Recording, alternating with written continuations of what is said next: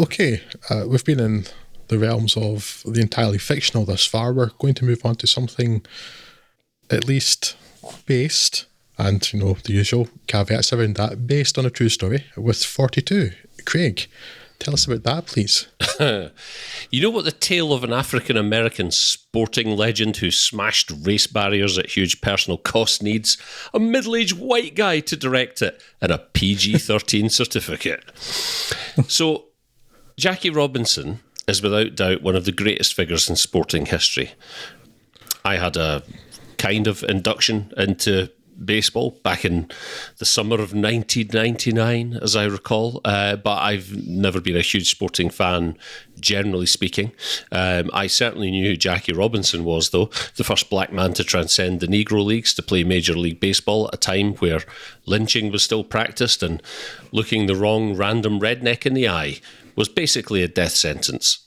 Nowadays, we have the police to thank for carrying out those atrocities. But in post-war US, the greatest distance between 2 points was the crowd's love for baseball and their hatred of people of colour. The late Chadwick Boseman here plays Robinson, just a year before he'd go on to portray another cultural icon as James Brown in Get On Up, another film that was criminally under my radar. And I have to say, I am completely unfamiliar with Boseman's work outside of the Marvel universe, a state of affairs I shall have to correct on the evidence of his performance here, which is, in spite of a mostly perfunctory script from director Brian Helgeland, really, really good. Clearly sanitised to within an inch of its certificate, 42 couldn't possibly hope to convey the true struggle Robinson and those who followed him faced. And if Helgeland's words and directions set up a few too many manipulative, saccharine moments, it is Boseman who carries them through convincingly in a quietly dignified, though nonetheless powerful performance. Somewhat predictably, Nicole Beharie is given very little to do as Jackie's wife Rachel, and I would have liked to have spent a lot more time around their dinner table rather than out at the ball game, as I suspect the true power in Robinson's tale would be more likely found in the dynamics of their relationship. If behind every great man there is a strong woman, then Rachel Robinson must have been an absolute powerhouse to her husband. Most surprising, and testimony to how far under my radar this movie has been, it was the presence of one Harrison Ford Esquire, which threw me for a loop. Not least of all, because he brought his acting clothes today. If Ford's portrayal of Branch Rickey is perhaps a little cartoonish at times, it's nonetheless the most pleasant surprise of the movie for me, and it makes me wish he did more of this kind of thing, rather than, I don't know, endangering everyone by flying his crop duster or whatever the it is incredibly badly. 42 is entirely serviceable and arguably a good deal more enjoyable than it probably ought to be. There is the potential here for an incredibly powerful and resonant drama, particularly in today's cultural money, were it not so largely sanitised to the point where one wonders what exactly Helgeland wanted to achieve. A profanity-spouting Alan Tudyk aside, this is a Sunday afternoon movie, no more, no less. It's not going to give you any real insight into Jackie Robinson's struggle, but it is entirely passable and a film I will never visit again. Yeah, it's enjoyable. It's all. It needs an edge. Mm-hmm. It's too Disney Channel. Apart from that one Alan Tudyk bit you mentioned, Craig, it needs grit to make a stronger message, I feel. Yeah, it's a weird thing, that whole Alan Tudyk. I don't know what to make of that, because it feels like that could have been the tipping point into the film this ought to have been, but also, if you're going to be so sanitised and bland throughout the rest of the movie, then why have that in there in the first place? Yeah. It's a weird concession to the, it's a weird concession to the sort of disgusting, face of racism. I was going to say then, but let's be honest, now, that it's kind of out of whack with the rest of the picture. Yeah, it's there's a few times the film feints towards going deeper into something like that. Like, for instance, the team bus turning up at that Philadelphia hotel. Yeah. And then being turned away. And then it's like, oh, I guess that was no big deal then. And it's frustrating for that. The film reminds me a bit of Green Book. A film I regret being quite so effusive about at the time, but it said there's shades of that in there, although this doesn't quite have the same white saviour narrative. People use the word nowadays ally a lot, and I think people self-apply that, and what they generally mean is not being a dick, which is what just people should be by default anyway. But when you have people of a certain colour suppressed, then you do actually need actual allies, people who are in a position of influence and power to help effect change. So that's what Harrison Ford's character is doing here.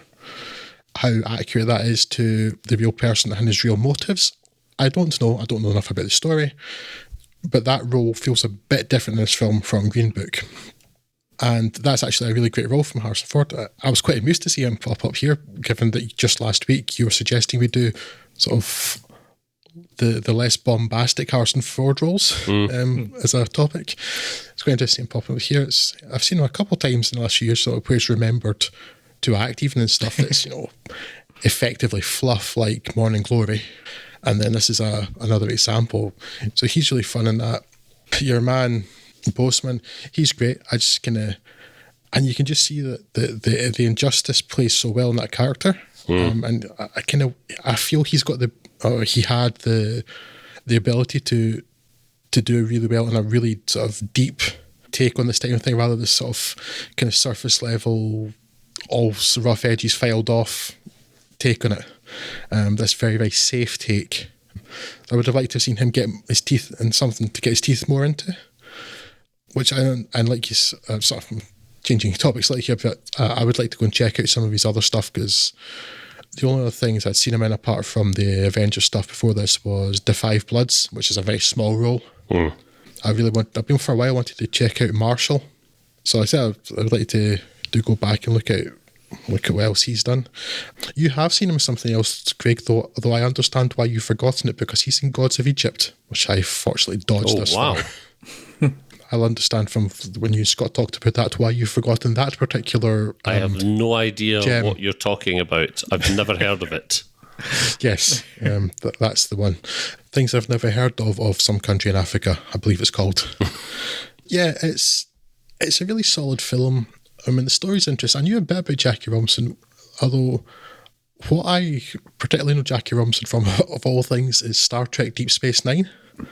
Naturally. That actually tells you a lot more about him. Ben Sisko mentions them a few times, and there's a couple actual episodes dedicated to the character. And that's unexpected, but like Star Trek Deep Space Nine kind of went a bit deep into this character field than the film about him actually did itself. Yeah, so it's a solid film, and it's an important film and like an important character, but it's weird that it's such a, in many ways, anodyne take on it. It needs edge, it needs vitriol. Yeah. It deserves vitriol. Well, the weirdest thing for me is the introduction of quite the barrage of epithets from Alan Tudyk, because it's otherwise, like you say, it is so anodyne. And it feels like it was going to push in a different direction, but then chickened out. But really, they they needed to take that back out again. And it's a really difficult scene to watch. So in some ways, it's effective, though, like horribly uncomfortable. Like you're meant to be. It's probably the most effective scene in the film. Yeah, and it's kind of an indication that scene in the film. Yeah, and you wish they had doubled down on that. I mean, I think to a great degree, the whole point of it being sanitised is baked into the script and baked into what Jackie had to do to fit into this world. And that is the whole point. I mean, there's a whole scene where Harrison Ford with his acting pants on is showing up to say, "Look, they will be mean to you, and you need to have the courage to turn the other cheek and all that kind of stuff." Yeah. So be good. So it's not like it's not unaware that it is kind of trying to sanitize itself to do that. But I do agree, it could have done with a bit more soul searching on, as you say, a dinner table scene where it gets to a little bit more of what Jackie's going through. And particularly, that's the kind of thing that you would want to talk about with your wife, which could have actually made this a little bit less of a sausage fest by giving her something to do. Yeah, so it tries to have its cake and eat it on that front as well. Yeah, to a degree, it is actually just planting its face into that cake. But overall, I did really like 42. I would heartily recommend it to anyone. It is by all accounts a good film.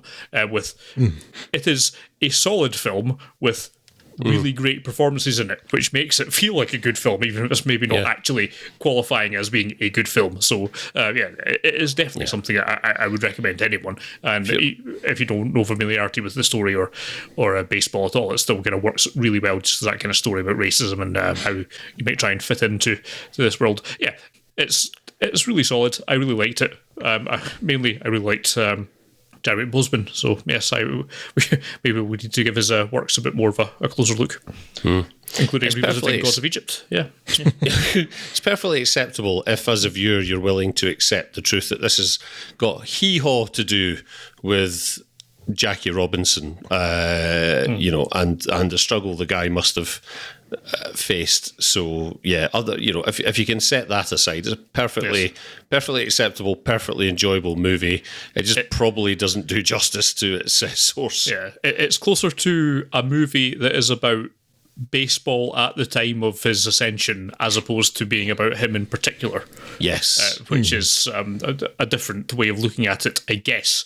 I suspect it might be more interesting if it was more focused on the character, but as a kind of more historical document of the era, it kind of works in that regard. So yes, could have been much more interesting than it was. Could have had a lot, as you say, a lot more grit and edge to it, but what we've got works well enough. So. Who's to complain? Well, us, obviously. Well, us, clearly, for the last 10 minutes. But yes, it leaves something lacking, but certainly something we would recommend watching. It's at least enough interesting enough for that.